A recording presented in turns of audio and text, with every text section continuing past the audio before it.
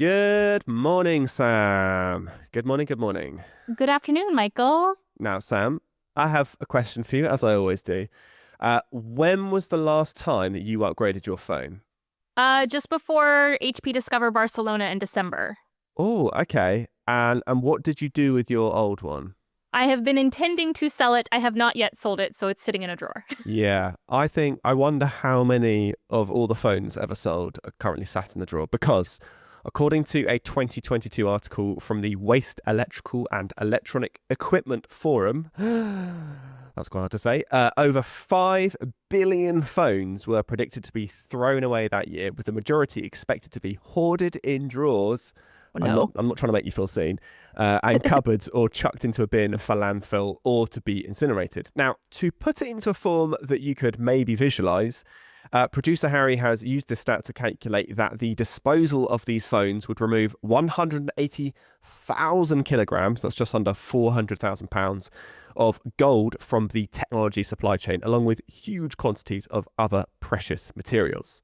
Wow, I didn't even think about the things that are inside the phone. Yeah. But yeah, that's a lot of just unused parts, right? Yeah. And of course, small waste electronics aren't the only thing which need to be disposed of properly at the end of their lives. Larger pieces of tech like servers also need to be disposed of after they reach the end of their useful lifespan. So, this week we're exploring the importance of organizations considering the entire life cycle of their technology. I'm Michael Baird. I'm Sam Jarrell. And welcome to Technology Now from HPE.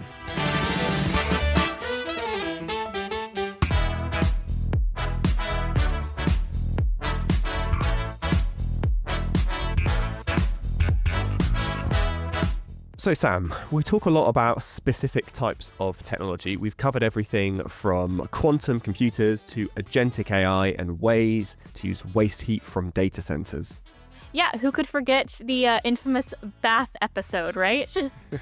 Yes, and I'm sure we'll link that episode in the show notes. But one thing we don't often cover is how people pay for this technology, as server racks aren't cheap. You've got precious metals, semiconductors, ceramics, huge quantities of highly specialized materials which are needed to build our technology, and all of these cost money.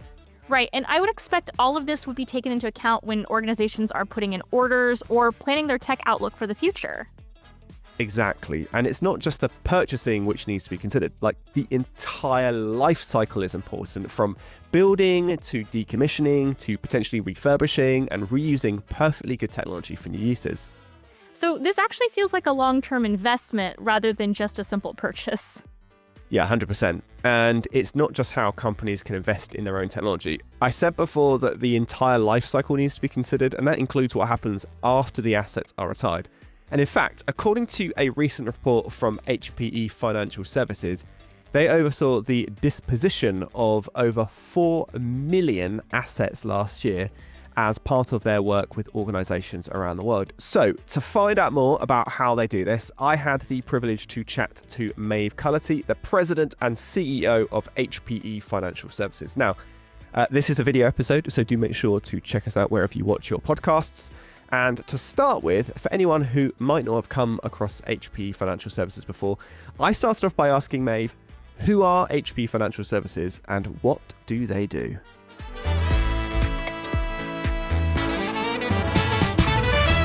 So what we like to say is that we create smarter IT life cycles. So that's kind of a long-winded way of saying we do two fundamental things for HPE's customers and partners. We provide financing solutions, and we also provide IT lifecycle services. It's the combination of the two that's the magic. Okay, so you said IT lifecycle services. Can you sort of explain what that is, why it matters? So on the financing side, annually we do $6 billion of financing every year with our customers. That's a ton of technology that gets financed. And the innovation that we bring to our customers is matching the financing opportunity to the deployment of the assets and making sure, because the deployment of the assets has a return of investment for the customer, and you've got to make sure that the return of investment is matched to the cost of the investment. On the other side, it's IT lifecycle services. And what that includes is two core services, and that's IT asset disposition. And that's where we take our customer's IT estate, we look at the value of that estate, and we take it back. We can reuse and refurbish that equipment, and it gets a second life. And there's value in that equipment, and we can return the value of that equipment to our customers. And the second service that's really hot right now is certified pre-owned equipment. And certified pre-owned equipment is a very viable alternative to when we've got supply constraints. And we've got those old pieces of technology coming back. We give them a second life through our certified pre-owned technology. And IT asset disposition is an inclusive way of saying that we're looking after the technology. We have best-in-class reuse rates. So on server technology, it's 90% reuse on server technology that comes back through our refurbishment facilities. We've got one in Boston, Andover. We've got a second in Erskine, Scotland. We are masters at taking back this legacy equipment and returning value to our customers. It all ends up in an environmentally sustainable way, which really matters to our customers. People physically look at the equipment and say, oh yeah, that can be put back on the shelf, or that can be recycled. Is that sort of thing? Yeah, exactly. So we take about 4 million pieces of technology back through our refurbishment facilities every year. We call them technology renewal centers. So the IT equipment comes in, the team go through that equipment, and they literally go through each piece of technology and figure out what is that technology's next life. It can go into new systems, it can go into old complete systems, or we can find a second life for it in another market. So Maeve, you became president and CEO of HPE Financial Services about a year ago. How have you seen things change in the last year? I mean, the words unprecedented, are being said so frequently now that it kind of feels a bit trite to say it. But it has, things have changed quite a lot. AI was around a year ago. We were definitely looking at and understanding the risks around AI. And now we've got a lot more maturity when it comes to AI investments, how our customers are investing in AI, and how HPE Financial Services needs to support that. And unfortunately, supply chain constraints, right? So when we're seeing our customers now, they're facing these supply chain constraints. And actually, we've just launched an offer which supports this because customers are trying to lock in prices as much as they possibly can. And we've launched a 99 program. So that's 90 as in 909 program. And that means 90 days with no lease payments. And then for the following 9 months, it's 1% of the lease payments that need to be paid. So over a 12-month period, we're enabling our customers to deploy their assets, test them, stabilize them. And once they start getting a return of their investment, it matches when lease payments ramp up. I want to ask you some more questions about AI in a second, but you sort of talked about supply chain. What has been the impact on your part of the business? Yeah, so our business is, what I would call really hot right now. And that is because of our access to IT assets after their first life.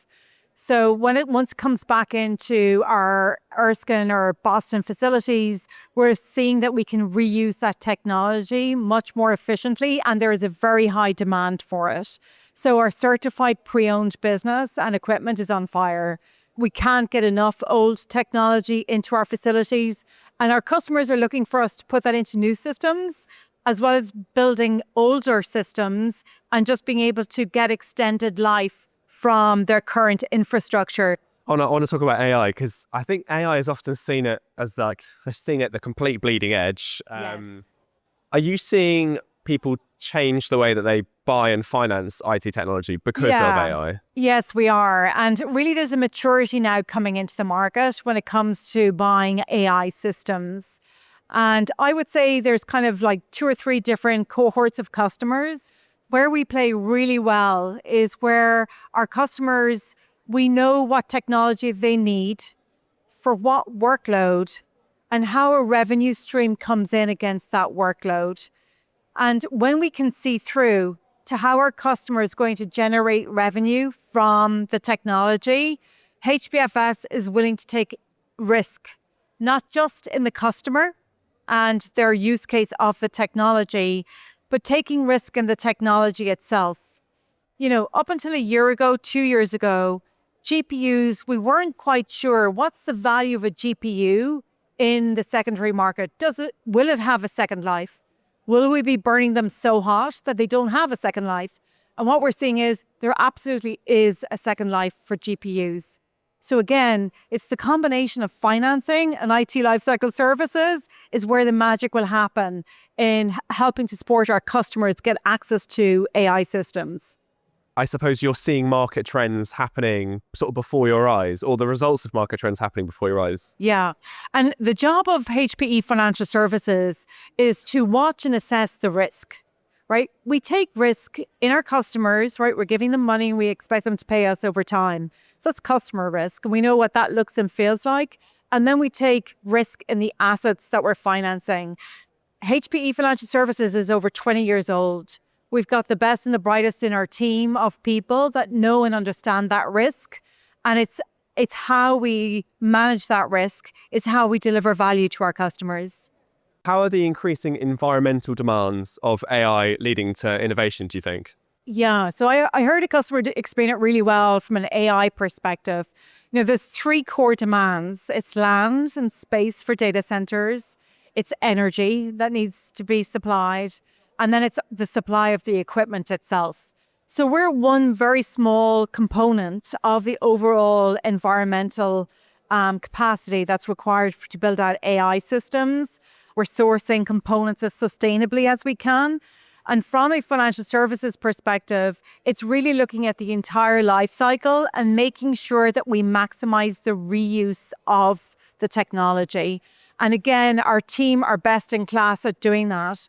What are reuse first lifecycle strategies? We are one of the only OEMs with our own refurbished facilities. And within our refurbished facility, we have a principle of reuse first. And that is something that our customers really like, provided the equipment is taken back safely and securely. They have generally no problems with it being reused. You've been doing this for 12 months. Let's look forward to the next 12 months, or maybe 5 years or 10 years. It's the question that everyone hates being asked. What is the next year? What does the future look like for HPE Financial Services? So at HPE Financial Services, we're supporting not just HPE, but also HPE Inc. So we're the primary captive financing company for both. And I think that we're going to be living in this supply chain constraints for quite some time. It's definitely going to last into 2027 at some point. And I think we need to maximize the opportunity of IT asset disposition and certified pre-owned. I think we have an amazing opportunity with HPE networking. We've got a tremendous opportunity to help them build out the best networking business on the planet. And they're extremely enthusiastic about a couple of things. One is the breadth of HPE Financial Services capability that the Juniper team didn't previously have access to. And secondly, it's the fact that we've got a sales team that can help and support their conversations with customers. The expertise and the know-how can sit right alongside them. So I think we've got tremendous opportunity ahead. It's really exciting with HPE networking. And I think it's just going to continue with AI systems being in demand. And we've just got to manage through the supply chain issues. And in this AI first world, that technology could be that organization's competitive advantage, for example. Absolutely. And we see that today.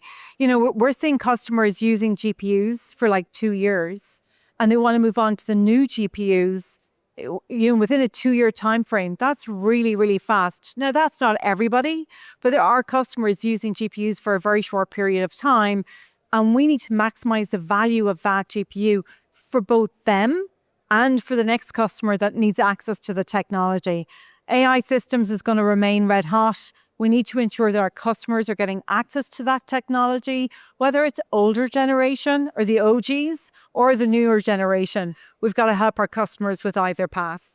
Amazing. Maeve, thank you so much for joining us on Technology Now. It's been a real pleasure. Great to be here. Thanks, Michael. So that was a pretty interesting conversation. I found it interesting that she was talking about how The main things that AI is demanding right now are land and space for data centers, energy, and then the supply of the equipment itself.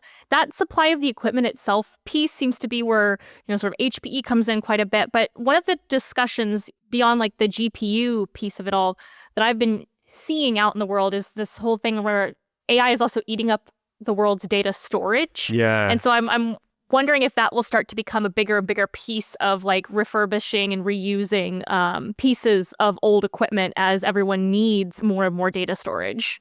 I really liked the line reuse first, lifecycle strategy, because I don't know, like I think when equipment is purchased, I don't know if that's something most people will consider, like what are they going to do with it next? And I like the fact that, when it gets returned to one of these technology renewal centers, they have a reuse first strategy. How can we refurbish this? How can we pass it on to another customer who could still get some life out of this equipment? What I also thought was interesting was right at the top of the interview when I said, how's the last 12 months been? And Maeve said, unprecedented, but like everyone's saying unprecedented, it's like sort of lost its meaning. And it's so true. Like so much has happened globally over the last 12 months. Yeah, what is a precedented time anymore, right? Yeah, I feel like that phrase has been used over the years. I think, though, it's a little bit exciting to be on sort of the unprecedented end of things for technology, right? Maybe not so much other things going on in the world. But I did actually quite appreciate hearing that they process about 4 million pieces of technology through refurbishment facilities each year, which to me really does like underpin that there is actually that reuse first sort of strategy to everything. It also just generally makes me feel better about all of the waste that we even talked about earlier in this episode. Consumer waste is already such a big piece of everything, but I can only imagine the amount of waste that is possible like through businesses. From what I understand, we don't just sort of process HPE stuff. I think we process stuff from other manufacturers, but I wonder if it impacts the way that we as an organization design things, knowing that actually we have this facility that refurbishes them, reuses them, whether that actually impacts the way that we design some of this technology that we're creating. Yeah, that's a good point. Yeah, if we include in the actual process the intent to have it maybe be reused later on or refurbished in one way or another, that from the build, that would be a pretty fascinating and very environmentally friendly approach. I would imagine that someone smarter than me has probably built that into the process somewhere. You would have thought so. Now, Sam, we love to find out a little bit more about our guests on Technology Now, as you know. We do. It's nice to get to know people a little bit outside of their work. Yeah, agreed. And as you know, I'm a keen runner, so I was incredibly excited to find out that Maeve is also a runner, and she's done several marathons. So what I really wanted to know was how she got into running. So I grew up at a time when sports and females in Ireland wasn't strongly encouraged, unfortunately. And I had an uncle and he ran and he taught me how to run. And I'm forever grateful that he did that, because it didn't just help with my physical health, it helped with my mental health. And I can't thank him enough for teaching me how to run. And people do need to learn how to run. From a marathon perspective, just the duration of marathon training, like it really is true. The challenge is in the training, not on marathon day. It's absolutely in the training. I use tech quite a bit. I had a friend who gifted me a product that analyzes every aspect of my health. Has it helped with my health or anxiety? I'm not entirely sure. But for sure, it's helping me watch and learn more about myself than I did previously. Okay, that brings us to the end of Technology Now for this week. Thank you to our guest, Maeve Culloty. And of course, to our listeners, thank you so much for joining us. Yes, and if you've enjoyed this episode, please do let us know, rate and review us wherever you listen to episodes. And if you want to get in contact with us, send us an email to technologynow@hp.com, subject line reuse first, maybe. And don't forget to subscribe so you can listen first every week. Technology Now is hosted by Sam Jarrell and myself, Michael Bird. And this episode was produced by Harry Lampert and Izzy Clark, with production support from Alicia Kempson-Taylor, Becky Bird, Benedict Demal, Alyssa Mitri, and Janessa Ayosh. Our video editor was Leon Raczynski-Gorman, and as always, our theme music was composed by Greg Hooper. Our social editorial team is Rebecca Wissinger, Judy Ann Goldman, and Jacqueline Green. And our social media designers are Alejandra Garcia and Ambar Maldonado. Technology Now is a Fresh Air production for Hewlett-Packard Enterprise, and we'll see you at the same time, the same place next week. Cheers. Bye, y'all!